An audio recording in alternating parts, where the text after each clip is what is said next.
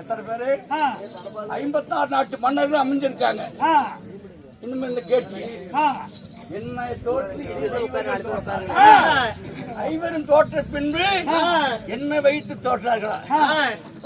வெச்சக்காரர்கள். உங்க கணவன் 5 பேர் இருக்கிறாங்க.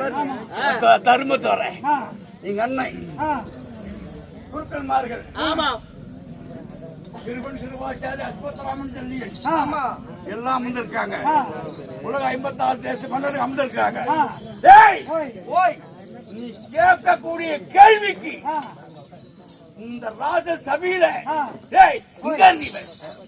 ராஜசபையில நீ கேட்ட கேள்விக்கு யாரால் நீங்க அண்ணனுடைய அந்த அதிகாரத்துக்கு யாரால் வாய் தொடர்ந்து பேசினா நான் மாறி சாதிக்கு போடணும். கேள்விப்பாங்க எவ்வளவு நாயிலும் நியாயத்தை கேட்டானா அப்புறம் வர்றேன். நீ பண்ண பேசிக்கிறேன்.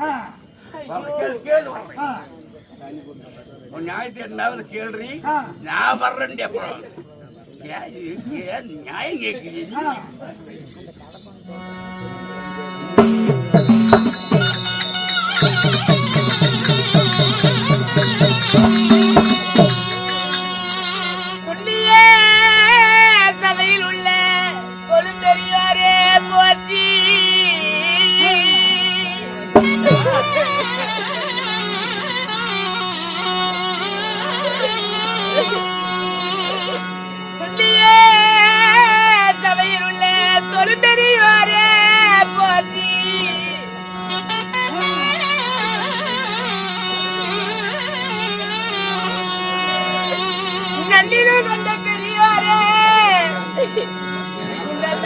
நடுக்கமில்ல புரிவீரே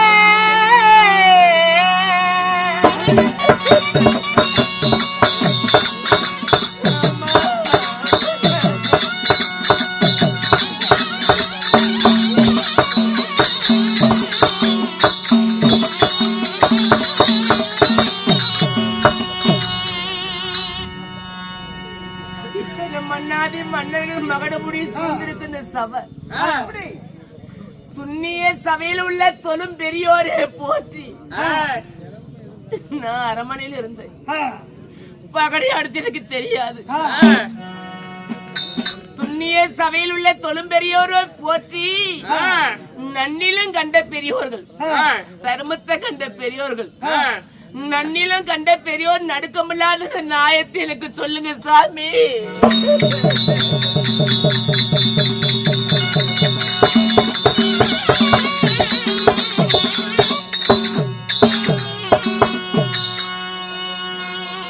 ஆடிய பகையிலே ஐவர் ராஜாக்களும் நாடு நகரமெல்லாம் இழந்த பிறகு என்னை தோற்றாரா?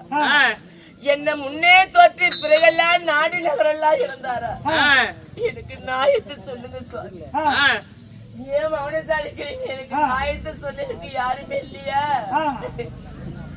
தாத்தா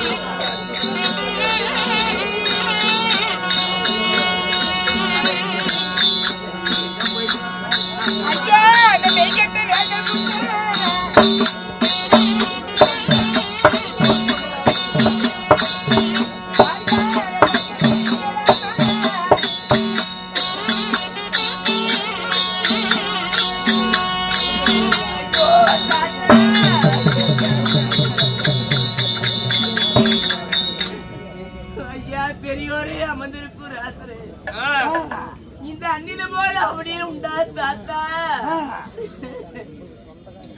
சாரமெல்லாம் வேண்டாம் தள்ளி விட்டாலும் தாத்தா அந்த பெண் மேல தெய்வ தாத்திரம் இல்லையா சாமி?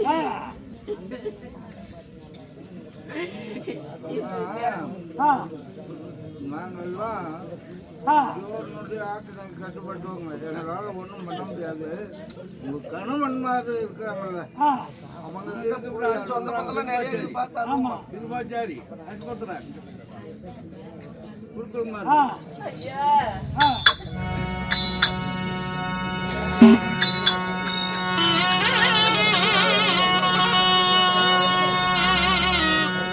சாமி நீ பொய்யாத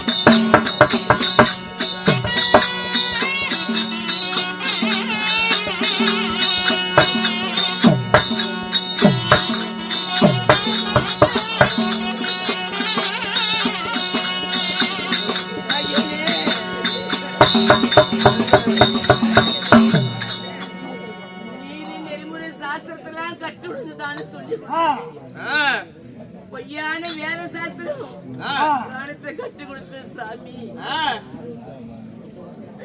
ஐயாத்திரோட ராமரே ஐயமாரே, இந்த அன்னிலிருந்து பாவி போல அவனில எங்கேயாவது உண்டா? ஏன் அவனு சாதிக்கிறீங்க? இந்த பாவிக்கு நாயத்தை சொல்லுங்களேன். என்ன இந்த பாவிக்கு நாயத்தை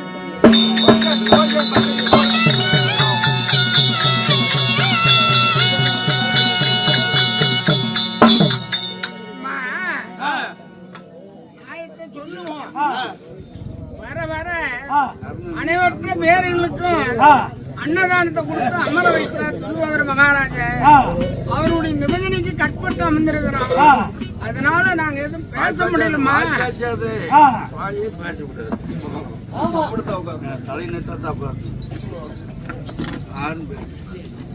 இவங்கெல்லாம் உற்றா உறவில் சொந்த பந்தங்கள். இவங்க மகனுசாலி ஆமா என்ன 5 பேரும் தொட்டு கல்யாணம் செய்து என் புண்ணியவார். எனக்கு ஒரு தர்மத்தை சொல்ல மாட்டாங்களா? பாவிக்கு ஒரு நீதி வழங்க மாட்டாங்களா?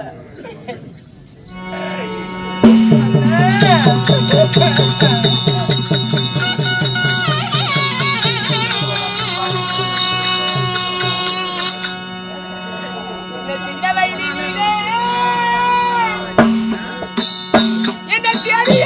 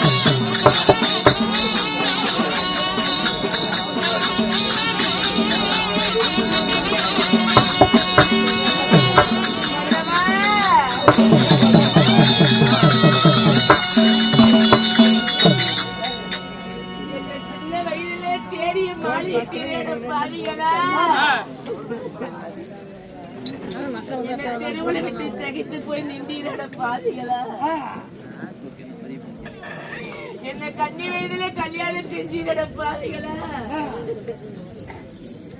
என்ன காட்டி கொடுத்திருந்த பாவிட்டு கணக்கு போய் நின்னுட்டீர பாவி. வேலையில அதாவது வலையில அகப்பட்ட மான் போல பாம்பு வாயில சிக்கி தேடி போல இந்த பாவிட்டு சிக்கி தரிக்கிறேன்னு ஏன் அவனை சதைக்கிறேன். பாடியிலே நாடு நகரம் தான் பறித்தார்.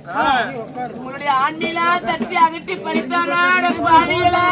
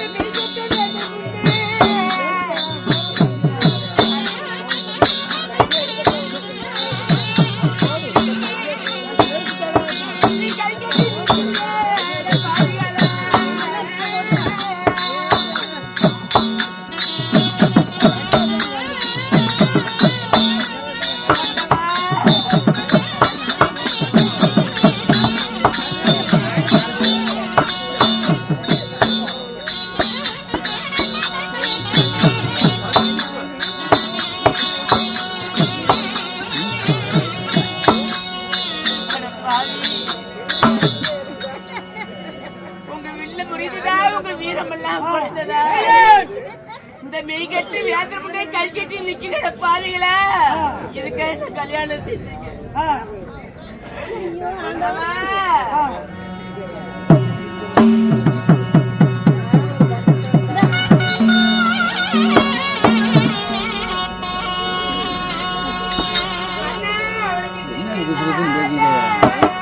என்ன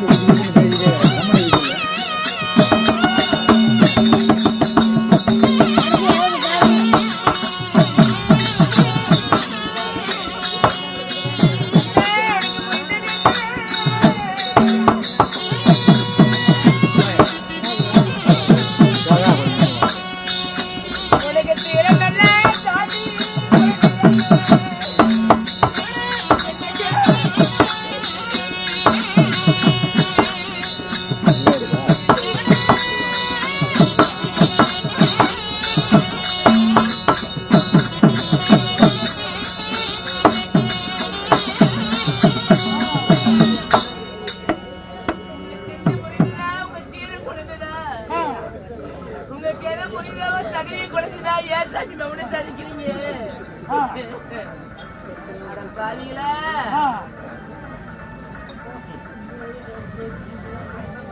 பாஜக வளர்ந்த பெருமை வாழ்ந்த நேற்று என்ன வரண கிளி போல என்ன வளர்த்தினார் என் தம்பி.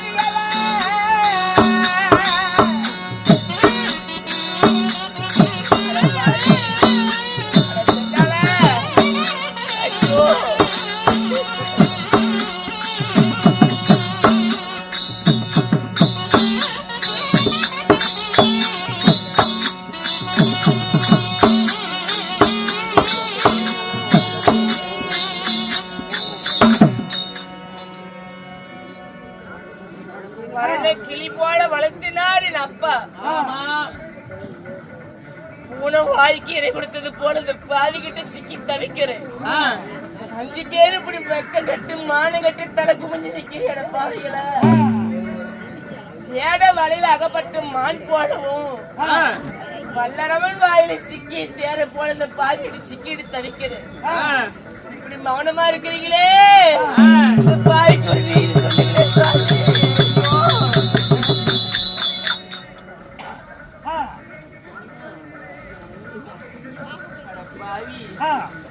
இதுக்கா கல்யாணம் செய்து வழக்கரை பிடித்து இவருடன் கூடிய அருமையா இருக்கு எடுத்த ஆசைப்பட்டு கல்யாணம் செய்து இப்படி தவிக்கும்.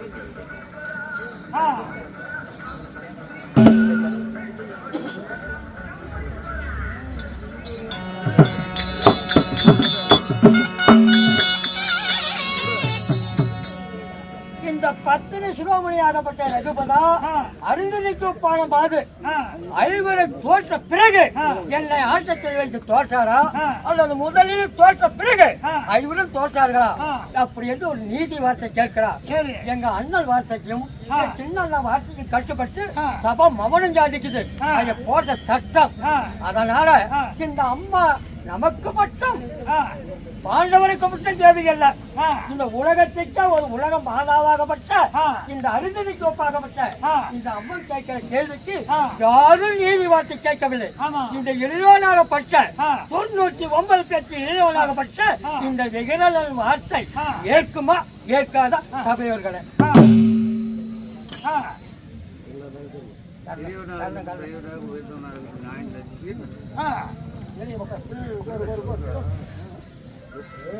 உட்காரு உட்காரு உட்காரு உட்காரு.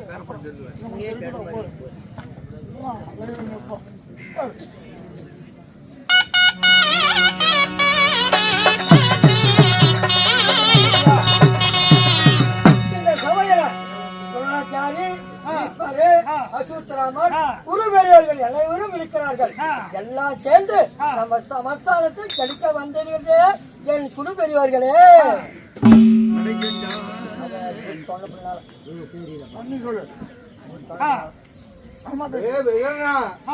மகாராஜா கர்ணம் பேசுறேன்.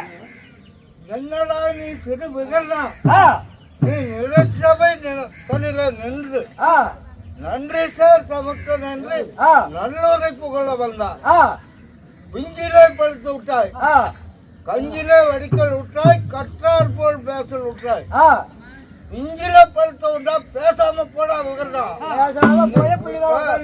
நீ 101 கூறல உன்னாய்க்கு இங்க ஆறு எடுத்துக்கிறா. நீ கேக்குறிய ஏண்டா அப்ப பார்புகள் தர்மராஜ தன்னையும் தானும் தோட்டம், தம்பிமார்களையும் தோட்டம். அவன் அவன் புனக்கி அவன் படித்த பொருள் என்று வேற உண்டா? இல்ல. ஒரு குணிக்கிய மரத்தை நாடி குறித்தாடி கழித்து கொண்டான். அதுல கணக்கிய தலையை மிஞ்சி காய் பழம் வேறையா? ஏடா ஒரு மரத்தை 19 ரூபா விலை பேசி வாங்கிட்டா அதுல இருக்கிற காய் தலை பழம் தனித்தனியாவோட பேசும் எல்லாம் சேர்ந்தது தானே அதுக்கு. தர்மராஜன் தன்னை தோக்கும் போது தனக்குள்ள பொருளும் நம்பி மாறையும் தன்னையும் தோற்றான். உனக்கு அவன் தடுத்த பொருள் என்று வேற உண்டா? உனக்கு என்னடா நியாயம் தெரியும்? நியாயத்தை எல்லாம் இங்க யாரு எடுத்துக்கிறா? ஒரு மரம் வாங்குறோம், அந்த மரத்துல இலை வேறு, கிளை வேறு, காய் வேறு, கனி வேறா எல்லாம் மரத்துக்கு சம்மந்தப்பட்டது. மகாராஜா அதனால அவன் தர்மராஜன் தோத்தலையே துரோகியே அடிமையாயிட்டா. இங்க இருக்கிறவங்க யாரும் பெரிய பேச முடியல கம்மன் இருக்கிறாங்க. நான் உன்னை கண்டிக்கிறேன். நீ திருப்பையன் இங்க இருக்கிற நறுக்கி பழுத்து பெரும் பெரியவர்கள் குறு பெரியவர்கள் இத்தனை பேருக்கு நான் தெரியாதுன்னா உனக்கு தெரியுமா? அப்படியா?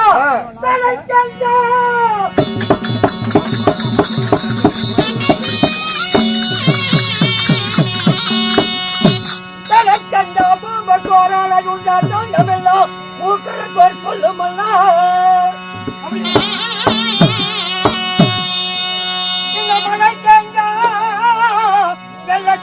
போறமல்ல மனு போன போக்குவரத்து ஒரு சொல்லுமல்ல.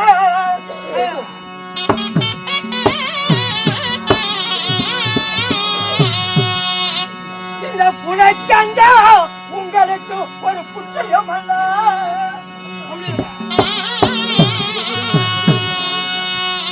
இந்த மாத புராபத கண்ணீர் கண்ணீர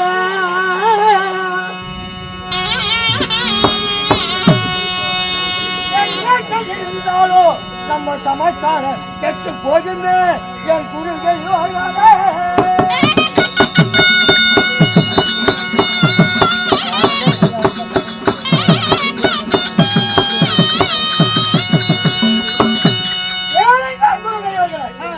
தலைக்கண்டா பாம்புக்கு ஆணை இல்லை.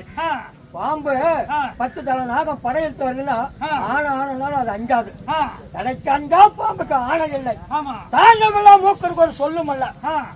மடைக்கண்டா வெள்ளத்தை மறிப்பாரும் இல்ல. ஒரு வாய்க்கால தண்ணி வருதுன்னா அந்த மம்முட்டிக்கு அலங்கலாம் கட்டலாம். மீறி போனா அந்த வாய்க்கால கூட்டிட்டு போயிடும். மடைக்காண்டா வெள்ளத்தை மறிப்பாரும் இல்ல. மனம் போன போக்குவரத்து சொல்லுமல்ல. இந்த மாதத்துறை கண்டு என்ன குடைக்கண்டா உங்களுக்கு யாருக்குமே புத்தி இல்லை. அதனால் இந்த மாதத்துறை கண்டு என்னைக்கு இருந்தாலும் நம்ம சமஸ்தானம் கெட்டு போய்கிட்டு அம்மாவோட கண்ணீர் என்னைக்கு இருந்தாலும் நம்ம குலத்தை பாதிக்கும். எத்த ஆளாக வாடும். ஆமா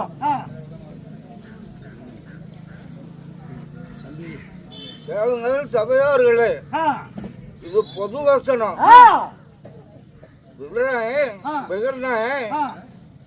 நியாயத்தை எடுத்து கேட்டான். யாரு இவ்வளவு பெரிய பெரும்பெருத்தார் இருக்கிறாங்க, உங்களுக்கு நியாயம் தெரியாதவங்க யாரும் இல்லையா? அந்த அம்மா கேட்கறது நியாயம் தானே. என்னை முன்ன வைத்து தோற்று எழில இவர் தோற்றாங்களா? மன்னவர் முன்ன தோற்று மற்ற என்ன தோற்றாங்களா? நன்னிலை நடக்கின்றவர்கள் நியாயமா பேசுங்கன்னு அவன் விவரணம் கேட்டாங்கள. அதுக்கு ஏன் இந்த பெரியோர்கள் எல்லாம் மௌனம் சாதிச்சுக்கிட்டு இருக்கிறீங்க? எள்ளுக்காய் வாய் பழங்க போல அவன் நியாயத்தை தெரிஞ்ச நியாயத்தை சொல்லலாம்ல. அப்படிங்கிற போதுதான் கர்ணன் எந்திரிச்சு விகர்ணனை பார்த்து, நீ சிறு பையன், உனக்கு என்னடா தெரியும், நீ பேசுறது தகுதி இல்லை, அவன் ஜெயிச்சது நியாயம்தான், துரோபத அடிமைதான் அப்படின்னு கர்ணன் சொன்னான். அதை பார்த்துட்டு விதுர மகாராஜன் எழுந்தார். அவரு அவன் நரைத்திருந்த வயது சென்று நாள்பட வாழ்ந்தாதா என்ன, தரித்திடும் வேத சாஸ்திரம் சதகோடி கற்றா மட்டும் என்ன, பொறுத்திடும் சிறியோனானாலும் புத்தி உள்ளவன் தான் அமைக்குவான். விருத்திடும் விகிரணன் வார்த்தை விகிதம் தான் மையன்றான் விகிர மகாராஜன். விகிரண நாயம் உண்மைதான் அப்படின்னு சொன்னான். அப்ப ஜகனி எழுந்தான்.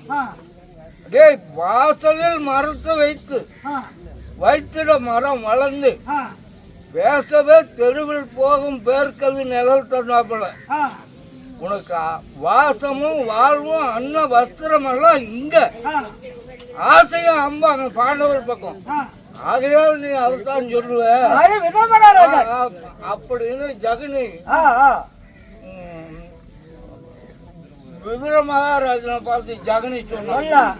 அப்ப விதுர மகாராஜனுக்கு கோபம் உண்டாகி விருதரத்னை பார்த்து பிள்ளைதான் வயதில் மூத்தா பிதாவின் தவறு செய்தா இதான் நல்ல புத்தி சொல்லி பிள்ளைகளை கண்டிக்கணும்.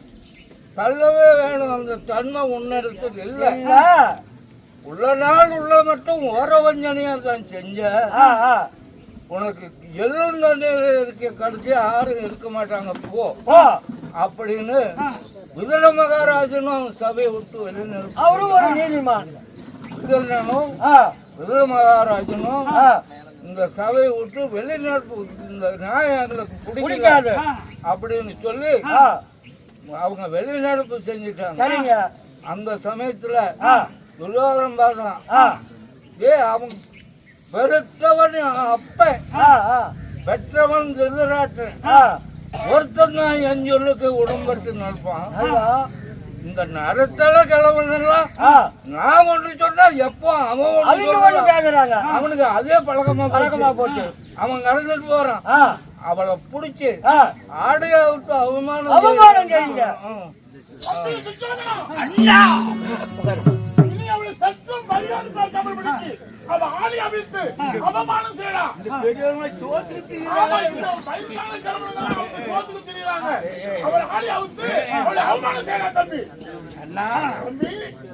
அபிமானம் பண்ணல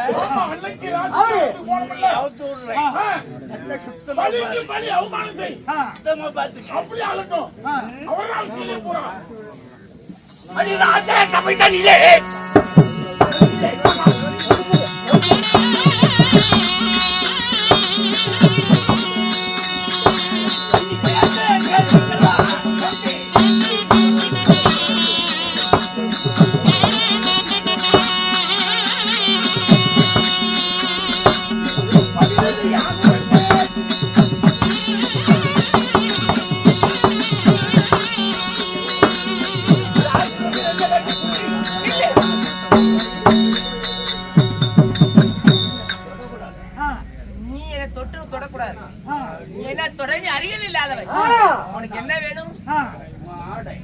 ஆடையா அப்படின்னா நான் எடுத்து கொடுக்குறேன், முடிச்சுக்கோ.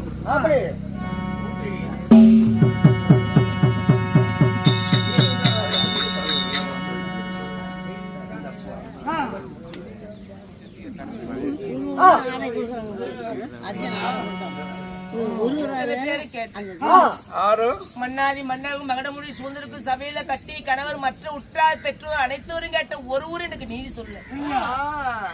எனக்கு என்ன இருப்பது ஒரே தெய்வம் மாயவா. எங்க அண்ணனோட்ட இவண்டி ஒன்று தெய்வம். அப்படியா? எங்க மாயவ வைகுந்தா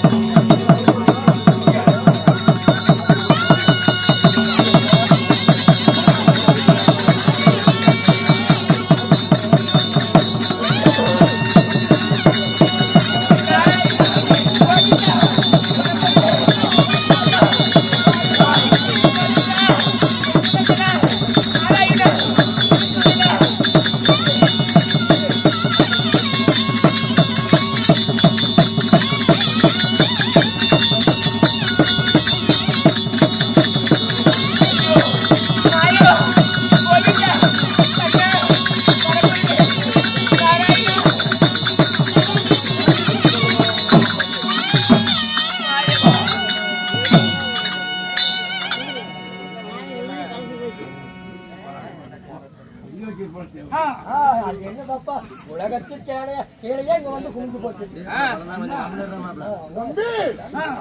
நம்மளால முடியாது. புரியலையா தம்பி? மாறாத துயிர் வளர்ந்து கொண்டே வருகிறது. எங்க வச்சிருக்கோம் தேவையா? விதவிதமா வந்துகிட்டே கலங்கி போச்சு. தம்பி பயப்படாதா, அவளை ஆளிய உரிந்து அவமானம் செய்வான்னு நினைச்சுக்கிட்டு இருந்தேன். அவ நிறுவனத்தை தான் பார்க்க முடியல. போனதெல்லாம் எல்லாம்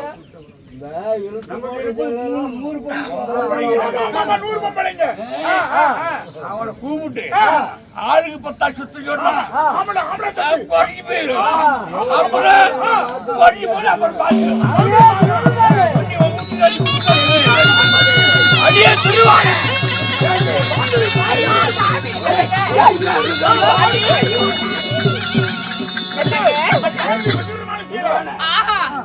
தேவடிய பாத்துக்கிறதுமா இருக்குது. அஷ்டாபத்துல இந்த மாதிரி புடவை கழிச்சு அவருக்கு ஏங்க இந்த புடவை நான் கண்ணிலேயே பார்த்தது இல்லைங்க. ஆள் 10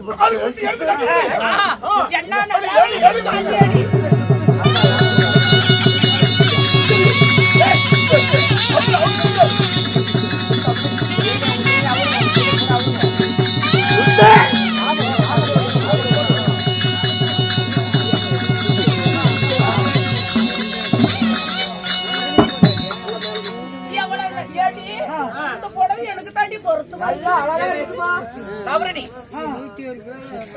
இந்த புடவையில எனக்கு தான் பொறுத்து. புடவை விடு, அடி புடவை விடு.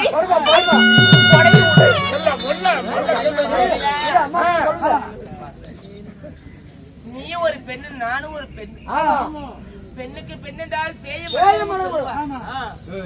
நான் படுவேதனை உங்களுக்காக இன்பமா இருக்கிறேன்.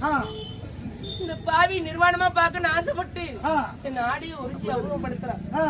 நீ உப்பரிக்கு மேலே 100 பேர் இந்த கைத்தட்டி சிரிக்கிறீங்க. நான் பத்தினி உடுத்துட்டீங்க, நீங்க எல்லாம் பலதாரி உடுத்துட்டீங்க.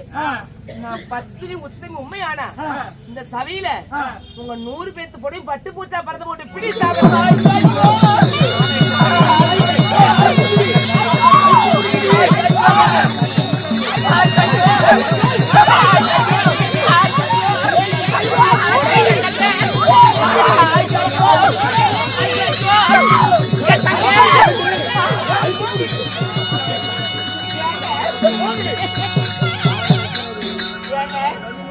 கல்யாணம் செஞ்சு பாருங்க. அதுக்கு ஒரு நேரம் பாக்குறேன். நடந்தது ஒண்ணு. அனுமானம் பண்ணலாம் பார்த்தா நம்ம 100 புது கோணையாட்ட வந்து தெரியுது. தம்பி போனதெல்லாம் போகட்டும். நம்மள அவளை விருப்பத்தோட பாக்கலாம்னு மனசுல என்னன்னு அதுதான் முடியல. அவளை கொண்டுட்டு வந்து தம்பி என் வலது தூர மேல உட்கார வேணா சபா அண்ணா எப்படி தட்டு தடுமாறியா தூக்கி வலது தூர மேல உட்கார வேணாம்.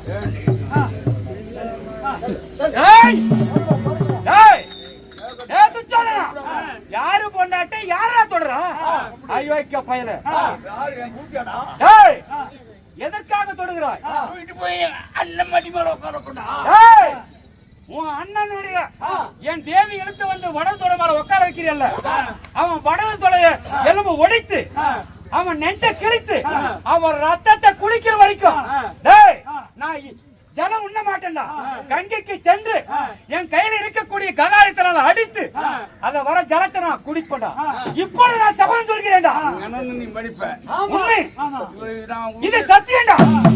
ஆயுதத்துக்காக ஏன் நெஞ்ச போந்து ரத்தம் குடிக்கிற வரைக்கும் ஜலம் உண்ண மாட்டேன். ஆமாடா, இது சபதம்டா. அடியே இலிகுலத்தான் இணைச்சாரி ஆட்சியர் மகனே, தேர்ப்பாகன் புத்திரனே கர்ணா, பிடிபட்ட நாயத்தை எல்லாம் எடுத்து எடுத்து நீதி வார்த்தை சொல்லி அதை வழிகாட்டி விட்டாய். நீ உன்னை என்ன செய்ய போறேன் தெரியுமா? இதோ இந்த இடத்துல சபதம் வைக்கிறேன். படை துரியோதனன் வார்த்தை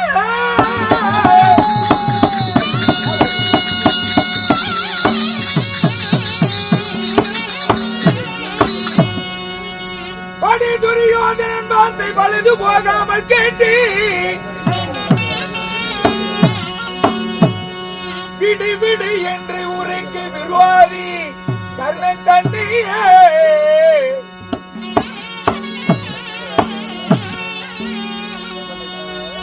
என் தொடுகணியினாலே உன்னை துள்ளிது தலையறுத்தி நாளை படுகள சேர்க்காவிட்டால் பார்த்திபனான் அல்ல கர்ணனே.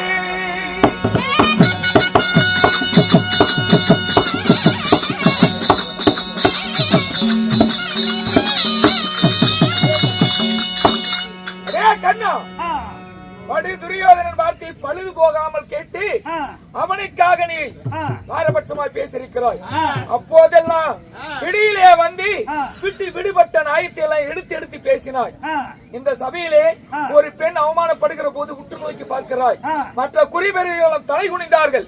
அதனால நாளை படுகணத்திலே என்னுடைய பானத்தினால் உன் தலையை அறுக்காவிட்டால் பார்த்திபன் ஆனல்லை இதோட சத்தியம். அடே சகனி, என்னுடைய வம்சத்தினுடைய பங்கத்தை படிச்சுட்ட. என் வம்சமே பங்கப்பட்டு நிக்குது. இதோ உன்னுடைய பிள்ளை எல்லாம் நான் கருவறுக்க போறேன். இப்படி என்னுடைய சத்தியம். அடே ஜமனியாரே, ஐவரும் வைத்த சபதம் தெரியாமல் வைத்தது. நான் வைக்கிறேன் சபதம் அறிந்து வைக்கிறேன். இங்க பாரு, இதோ இந்த ராஜ சபையிலே ஐவரையும் கூட்டி வந்து பகலையும் ஆட்டி ஆட்டி உருட்டினாய, அந்த கரத்தையும் தலையை ஆட்டி ஆட்டி போட்ட பாத்தியா, உன் சிரத்தை அறுக்க விட்டால் நான் சகாதேவனை கிடையாது புறாசபதத்தை.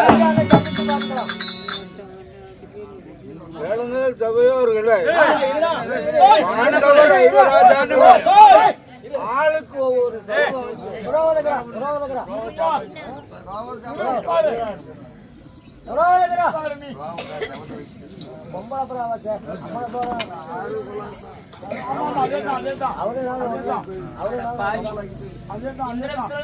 வாழ்வாங்கி வாழ்ந்ததை கணவன் தந்திரமா உழைத்து கிரகப்பிரவேசத்தை வரவழைத்து சூது பகலையாடி நாடி நகரமெல்லாம் பறித்து கொண்டு எண்ணி பெண்ணென்று பாரா மகமானம் செய்த உங்களை இன்னைக்கு நிறுத்த கூந்தல் என் சுயிலும் என் கூந்தலும் இந்த கொழுவை நிறுத்தி நடி செய்த பாவிய நாளை ஒண்ணு உன் சிரத்தை வெட்டி என் கணவர் இந்த நாட்டை முடிச்சுட்டு ஆளா விட்டா என் பேர் துரோவதில்லை. இன்னைக்கு விரித்த கூந்தல் என்னைக்கு முடிய மாட்டேன். டே துச்சோதனா, உன் உதரத்தை என் கூந்தலுக்கு எண்ணெயாகவும் உன்னுடைய ஈரல பிடிங்க என் கூந்தலுக்கு பூவாகவும் உன் மணி கொடவை பிடிங்க என் கூந்தல் கட்டுக்கயிறாகும் கட்டி என்னைக்கு முடிக்கிறனோ அன்னைக்கு தான் நீ விரித்த கூந்தல் முடிப்பேன். இது சத்தியமட சண்டை. எல்லாத்தையும் பார்த்தான். சரி சபதம் வச்சுட்டாங்களே அப்படின்னு அவங்க சொந்த நாட்டுக்கு நீங்க போய் ஆளுங்க அப்படின்னு நினைச்சாரு. அவங்க விருமகாராஜர் கேள்வி கேட்கிறான். ஏடா தம்பி, பாடல் 5 பேர் சபதம் வச்சுட்டாங்களே, அது உண்மையில நடக்குமா? அண்ணா உண்மையில நடக்கும்னா தப்பாம நடக்கும் அப்படின்னா அது ஏன்னா வழி இல்லையே அப்படின்னா அதுக்கு சபதம் நடக்காம இருக்கிறா இருந்தா ஒரு வழி இருக்குது. பெரிய பையன் கொண்டு நடக்காது குறுக்கு இருந்தா சகனிக்குமா ஒண்ணுல இந்த கிழவெல்லாம் ஒன்னா சேர்த்துக்கிட்டு என் மருமூனுக்கு ஆகட்டும் போகட்டும் அப்படி சொத்து சேர்த்து வச்சு இந்த கிழவெல்லாம் ஒண்ணு சேர்ந்து ஆத்துல கரைச்சி விட்ட புளி மாதிரி எல்லாம் கரைச்சி விட்டா அப்போ துரியோதனன் கோபம் தொடர்ந்து தம்பி துர்ஜயம் அவங்க இந்த குறிச்சு போகாத கூட்டாங்க திருத்திட்டோடா. அப்போ இந்த குறிச்சு போன பாண்டவர்ல துரியோதனன் என்ன செஞ்சான்? என்ன பண்றேன் எங்க அப்ப சொன்னா போயிருந்த கிழமை கிழமை சொன்னா நீ போயிடுவியடா. எங்க அண்ணன் சொன்னாரா? அண்ணன் சொல்லல வாங்கடா அப்படி இருந்துட்டு வந்த பிறகுதான் விட்டா இன்னும் விபரீதம் ஆயிடும். இன்னும் விபரீத சண்டை நேரம் ஆயிடும். அதுக்கு பிறகுதான் நீதி சொல்றான் துரோணாச்சாரியார். எப்படி என்னதான் இருந்தாலும் ஐவரும் தோற்ற பின்புதான் திரௌபதி வச்சு ஆடினாங்க. அடிமையாய் போனதுக்கு அப்புறம் தான் திரௌபதி வச்சு ஆடினாங்க. ஆண்டவர் 5 பேர்த்த அடிமை. ஆமா, திரௌபதி அடிமையா இல்ல? அடிமை இல்லை. அடிமையானவங்க வச்சு ஆடினா திரௌபதி அடிமை அடிமை இல்லை அப்படின்ட்டாரு. அதனால பாண்டவர்கள் எந்த நாட்டை மீண்டும் பெறுவதாக இருந்தால் 12 வருஷம் வனவாசம், ஒரு வருடம் 5வது வாசம், உங்கதான் பாடவர்கள் கண்ணுக்கு தெரியாம ஓராண்டு காலம் கிடைக்கும். 13 வருஷம் போகணும். அப்போ பங்குள்ள பிறகு பாதி நாடு கொடுத்துடலாம். அப்ப இதான் துரோணாச்சாரியே பொதுவாக நியாயத்தை சொன்னார். அப்போ திரௌபதி ஆனவன் என் கணவன்மார்கள் 5 பேர் அடிமை. நான் ஒருத்தருக்கு அடிமையோட என் கணவனை நான் காட்டுக்கு கூட்டிட்டு போக மாட்டேன். அடிமையான புருஷனை கூட்டிட்டு காட்டுக்கு போக மாட்டேன். ஆமா, அடிமைக்கு தான் நான் காட்டுக்கு கூட்டி போவேன் அப்படின்னு சொல்லி பகடையாட துரியோதனிடத்தில் திரௌபதி சம்மதிக்கிறான். அடிமை போல கண்ணுகிட்ட அடிமையோட போய் வனத்துக்கு போய் காண செல்ல மாட்டேன். அதனால அடிமையை நீக்கிட்டு நான் வனத்துக்கு போறேன். பகடை மீன் உருட்டுவோம். அப்படியா? ஆனா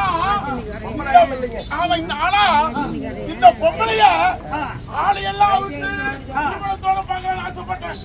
அதுவும் நடக்கல. தம்பி அவளை கொண்டாந்து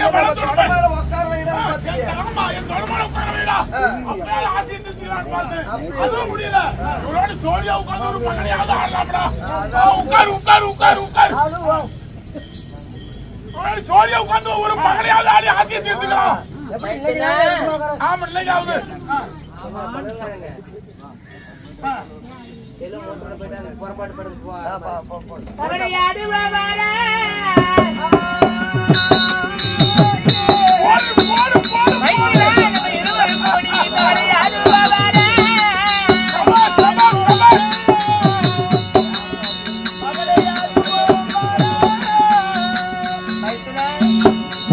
உனக்கு எத்தலாய வேண்டும்? 5 போடு. 5 எனக்கு. நான் அடிமை தொழில் நீக்க மாட்டேன். ஆமா. உனக்கு எத்தனை 12 போடு. அப்படியா? இதோ பாரு, 5 போட்டுட்டுனா அடுத்தது என் கணவன் 5 பேரோட அடிமை இல்ல. இப்ப நாடு நகரத்தை வச்சு ஆடுமா? மர்மனாய துருவானா நான் பகடை ஆடுனா நான் இந்த பகடைக்காய்க்கு மந்திர உபதேசம் கொடுத்து இவன் தமிழ்மார்களுடைய எலும்பு கால் பழுவு எலும்பு எடுத்து பகடைக்காய் செஞ்சு அதுக்கு மந்திர உபதேசம் கொடுத்தேன். நான் போட்டா அது நான் கேட்கறதாய முழு ஜெயிக்கலாம் கேட்கும். நீ போய் இப்போ ஒரு ஆட்டத்துல புருஷமாருங்களை மேட்டுக்கிட்டா மறுபடியும் ஆடினா நாடு நகரத்தையும் முடிஞ்சுடுவா. நீ பொம்பளையோட உட்காந்து ஆடுறதுக்கு தகுதியா? அப்ப கூப்பிடுவா. பொம்பளை போய் உட்காந்து ஆடுறது ஒரு பார்த்ததே இல்ல. தொங்க போட்டுட்டு பொம்பளை கூப்பிட்டோட போறேன். அண்ணா மாமன் ரைட்டா இருக்கு. நீங்க இன்னமும் வாங்கிட்டு ஆடுறதுக்குள்ள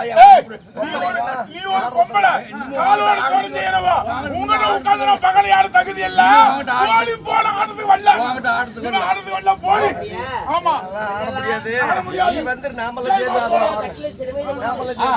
பகடையை தோற்ற பாண்டவர் 12 வனவாசம் ஓராண்டு அந்நியாயவாசம் கழித்து 14 பங்குல பிரகாரம் பாதி நாடு குருபேர் கட்டளை. அதனால வனத்து போலாமா? அம்மா அங்க கூட மேல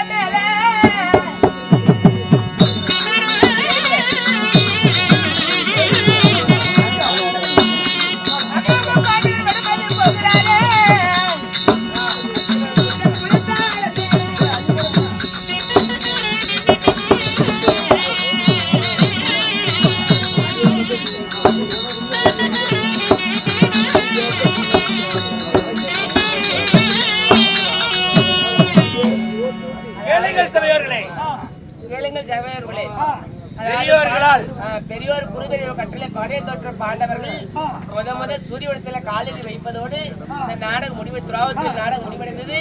யாவரும் ஜோரா போயிட்டு வரலாம்.